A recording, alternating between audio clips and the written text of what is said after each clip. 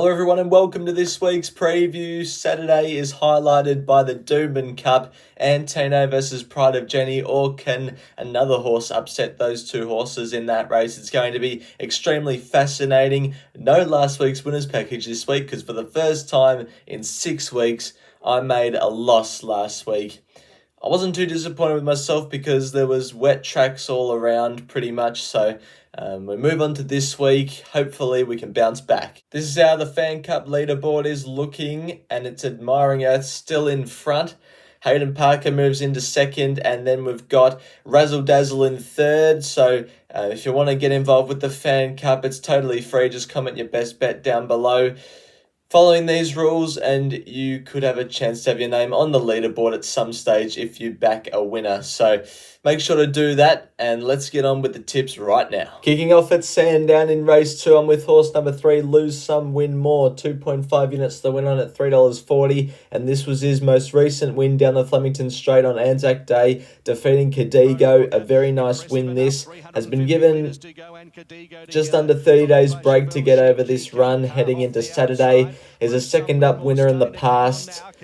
Loves the 1,000 metres. I just think it sets up well for Lose Some, Win More on Saturday, especially on the hillside track, because from gate 11, it's going to get back to off midfield most likely, and with the long hillside straight, it can be powering home over the top. 4 starts from 8 wins, very progressive. I want to be with Lose Some, Win More. Kicking off in the first at Randwick with race 1, number 5, Aga Wood. 2.5 units, so went on at $2.70. And this was her last start win on debut at the Warwick Farm Circuit in a 2-year-old filly's maiden over 1,000 metres. Now, when you look at all the horses in the race and look at their form, you probably have to agree that Aga Wood's got the best form in the race. Gate 12, she looks like a real speedster, can fly across the mapping and settle outside the leader. This was over 1,000 metres. Is 1,200 metres a slight query? Probably. A 2-year-old on a heavy track. Why am I backing it? I just think it looks a really progressive young horse. Gay Waterhouse and Adrian Bott usually get it right. Adam Hieronymus on is a tick. Wooden Bassett out of Fastnet Rock. I just think this horse could go to a new level this start, hopefully on Saturday, and win. I'm backing probably one of the most frustrating horses in the country at the moment, Quantum Cat, 1 unit that went on at $6. This was his last start run at Hawkesbury behind Jamboree. I think it got past Jamboree at one stage, but just couldn't hold that margin. Ended up losing by about a quarter of a length.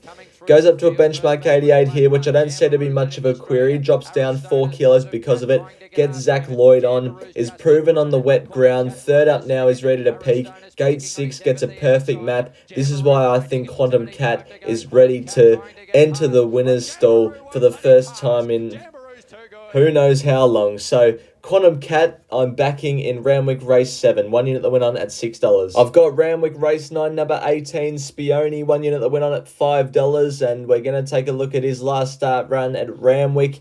This was second up in his campaign, and if he didn't get held up, he might have almost picked up Yankee 1 in the end. Ran first up at Pakenham and won a 0-64, went to a 3 and 4-year-old benchmark 72 behind Yankee 1. And was solid in defeat. I think third up now is ready to peak. Gate 18 late in the day on a wet track might actually be a good thing, to be honest. Third up, as I've already said, I think it's ready to go. In its 4th career starts to date, it's shown real promise, and hopefully Spioni can soar over the top of them and take the cash in race number 9. I'm with a bit of value in race 8 at Murray Bridge. I've got number 10, Sevsonic, 0.5 units, so went on at $12, and this was her first up win at Panola. I know it was only at Panola, but it won by 4 lengths. Well backed on this day. It's a very impressive win. Has since gone to Morphettville in a 0-68, a 75k race, and lost by 7 lengths. I just don't think the race shape's set up for it that day. Look, there doesn't look to be much speed in this race again, but I'm hoping that they send it forward from the gate, third up, ready to go. I have a feeling they might as well. It's on its home track. It's won at the Murray Bridge 1800 metre start before by 6 lengths one day. So I think Savsonic just at $12 is over the odds. Now heading up to Doomben in race 5, I'm with number 1 Mayfair, 3 units the win on at $3.50. This was Mayfair's most recent trial at Rose Hill behind Pulchritudinous. It was a very nice trial. It was tapped along, which I like because that means it's forward for this first up run. It's in a set weights here for 3-year-olds, and it's a 95 rater Mayfair. The second highest rated horse is an 85, so it gets in really well at the weights here, Mayfair. Didn't seem to come up last preparation. It started $7 first up in the Eskimo Prince behind Public Attention. Has been gelded heading into this preparation, which I really like. Gate 10 settles on speed off the rails. We've got to remember this is a horse that ran second to Storm Boy, second to Lady Shenandoah, third in the Golden Rose to Broadsiding and Traffic Warden. If this horse shows up on Saturday, it'll win. In the Group 1 Doomben Cup, I'd have Pride of Jenny ahead of Kovalika, but don't take my word for Pride of Jenny, because every time I tip her, she loses. Every time I don't tip her, she wins. So don't follow me in there. But the last bet I'm having on Saturday, we're finishing it off with race 9, number 11, War Machine. And this was his last start win at Caulfield. I had this race going very well for the review show watchers. And it never looked like losing, did it? Now it goes up to a better race. It's a Group 3 over 1350, but gets Blake Shin back in the saddle. And I think Gate 6 is going to map absolutely ideally. And it just looks one of the most progressive horses in the field, doesn't it? It just seems to keep improving every time it goes to the races. And I think it can take out the BRC Sprint, Group 3, 1350.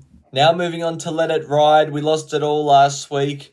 If Winsome Star wasn't checked at about the 150, it might have got into third, but it didn't. So we're back down to 0 this week. I'm chucking it all on the place on Doomben race 5, number 1, Mayfair. I just think if this horse turns up, it'll win. And hopefully if it turns up, it can run top 3 at least. But that's the query we're going to take. That's the risk we're going to take if it shows up or not. It's gelded, it's trialled well, and its form on the board is good. So Mayfair, the place is the Let It Ride for this week. Thanks everyone for watching this preview. It's going to be a 12.5 unit spend. Hopefully at least a winner this week. That'll be nice. And if we can make a profit, that'll be good as well. That's all for this week. Thanks for watching. Now with no last man standing, it's left a little bit of a gap in the middle of the video. It's all tips throughout the whole video. So if you guys have any ideas what I can slot in the middle to replace last man standing, at least until the spring, let me know in the comments. Thanks everyone again for watching, and until next week's preview, bye for now.